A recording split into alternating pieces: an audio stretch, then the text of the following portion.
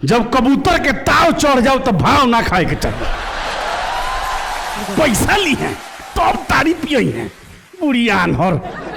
ए मैना, अरे हमार मैना सुन तारू हो, तनी चिकना ले आवो, आज खटाले पर खेला होई। आज ले आइल बानी तारी, तारा साड़ी से छान के पियम।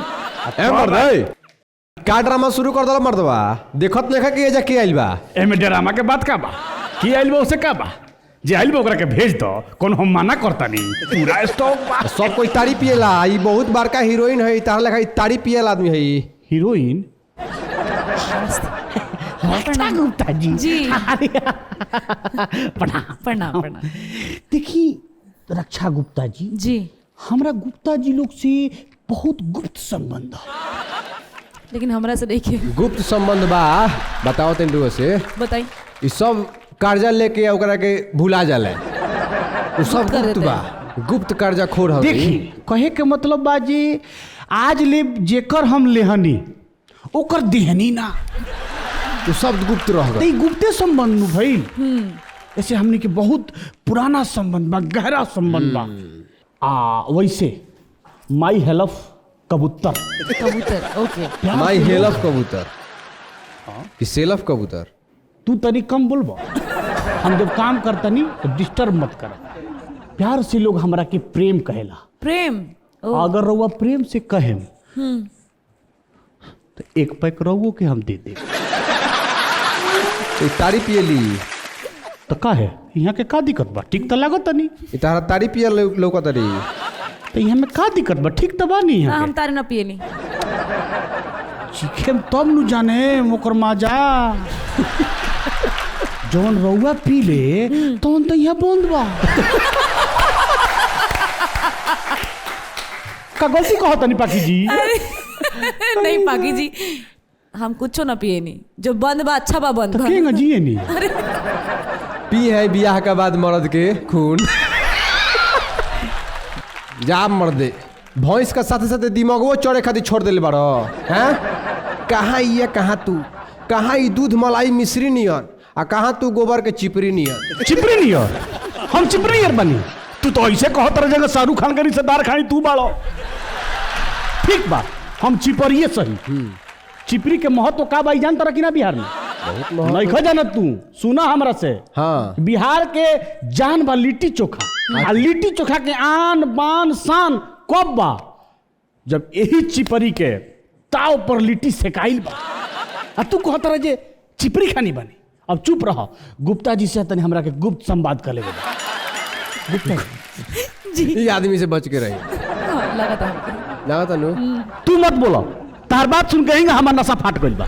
तू इधर में तू फाट जीव। भौजी आवते होई ओने से बांस लेके। बांस लेके? अरे बाप रे बाप, दिशा से बात याद पड़ल। का जाने बस धरौनी है पहुंचल कि ना हमार मैना। मैंने बड़ी कर मेहरा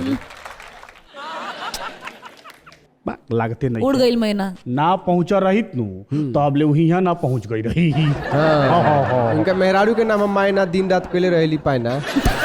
देखा उ पायना कैले रहले ठीक बा, अब चल गई 4 दिन खातिर तो हम आराम से कम रहे फुर्सत से। मिल गई चाहे ना, फुर्सत से पिए लबनी के लबनी तारी। एकदम एकदम। और तो यहाँ के आ गई बनी तो लेट होता लेकिन बर्दाश्त होता। अब देखो ना, हम महीना से कहत रही चिकना ले आवे के, उ तो बस धरा के आइल बा। तो तुम तो नासा में बारा दूध लबनी तू मार देले होगो नहीं। काहे खातिर पहुंचा देला हो भौजी के? अरे वो अपना नैहर गइल हिया, ओकरा भौजाई के ननद के सार के दामाद के बहनोई के भाई के बेटा के बियाह। कौन रिश्ता में बा? कौन रिश्ता हो? जब आज ले हम अपना मेहरारू मैना के समझिए ना पैनी तो ओकर रिश्ता का समझ पाए।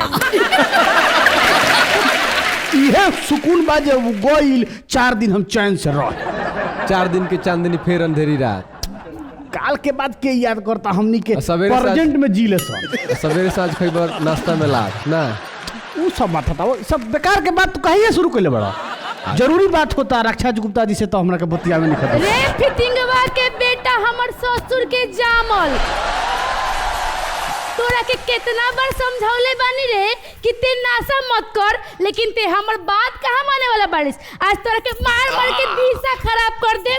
दिशा का भइल हो ए काहे किसी आतारू नाश्ता ना खियोले सका नाश्ता की बात करो तोरा, पहुँचे के ठीक ना धराए के चाहिए बलिया के बस, तो धरा देला हम मलमलिया के बस, तो नाश्ता कहाँ से मिली? हैं ये कैसे हो गइल? ई सब निशा में भइल, निशा में। निशा में? तो तू कब से पिए लगलू? ए देख ला, उल्टा पुल्टा बात मत करी हो, तो मार के पिज्जा बना दे। पिज्जा बताओ तू लोग का सोचत होई कि हम बुलैनी हाउ नहीं लियो। अरे छोड़ो ना, के का सोचत होई का कहत होई वो सब के बात हटा दो। मलमलिया गई रहलू हो तो कुछ खाए वाला ले आइलू हो? हां लाइल बनी पेड़ा। तो हमारे एकदम फेवरेट हो, तनी खियाओ ना। इनके के ले जाके तनी घर में खियावा तो तनी बढ़िया से। बड़ा अधिका बारिश यार। ना हो बात भुलाता है, बात के शांति से ही हालत गुजारना होना नाती चाहिए। हम इतना पेराइल बनिया, तू पेड़ा खइबो, चलो घरे आ तब तरह के पेड़ा खियावो तनी, चलो घरे। जी बताइए ना। ना, ले जा। कोनो रक्षा ना करी हां। ले जा हई धरा ले घिसियावत ले जा ले जा ले जा ले जा। वाह वाह वाह वाह ठीक भइल। हाँ बाप रे, अब जाके हमरा आत्मा के सुकून मिला। सबके मार खिया के। अरे पटीदार के जब दिखला दुख नु आय हाय बहुत अलग सुख मिलेला। बड़ा मेहनत से मना लेनी हो, मान लीजिए बार बार रउआ थोड़े भेटाए हैं। का कबूतर भाई फिर तो चले बिना पिटाइले? अरे तो रक्षा गुप्ता जी आइल बनी, वहाँ से कुछ समय बितावल जरूरी नु बा। हमरा गांव में आइल बनी। यही से कहल जाला कि जमुआ के छुअला के डर ना, परीकला के डर हो। पड़ी की जाई रोकी, एक उपाय करवा दे। रोक भाऊजी से जाके अभी हाँ कहते तो हम डेरा तनी का जा तनी नु कह के बोला लिया तनी, अभी तुरंत तारा उपाय करवा तो का हो जाई? दहिया लात खाइयो खिया रोई हमार का हुई का रक्षा जी। जी जी हम तनी हमर मन थोड़े कर दल जाए के जीत क के लेके चल गेल खिया। बाकी हम तो रउआ लगे बतियावे खातिर बेचैन रहनी। अरे हम चाहत रहनी जितना हमार समय बीतो रउआ संगे बीतो। हाय हाय। तो बताई क्या बात करके रहे?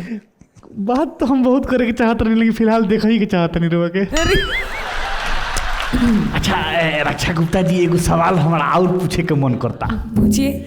रउआ इस सुंदरता के राज का बा? कौन साबुन से नहाई ले? साबुन तो बहुत पहले ही छोड़ दिया मैंने।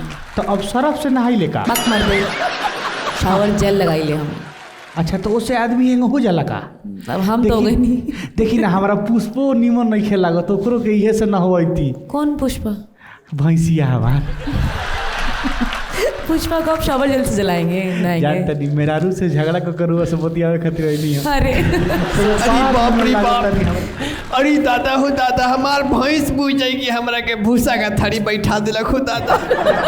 मना कहाँ से आ गई? सब टेरवारू चलती है अब तो। ई बाप रे बाप, बुझ जाई कि खाली पारा पपारा भी आती है। पाखी जी खाली पारा पपारा भी आती है, कब मरई में भी आती है तो कब मरई का आरा भी आती है, लेकिन खाली पारा भी आती है। बुझ जाई कि हमनी के परेशान बनी सो, हताश बनी सो, निराश बनी सो। गजे पिया गोशो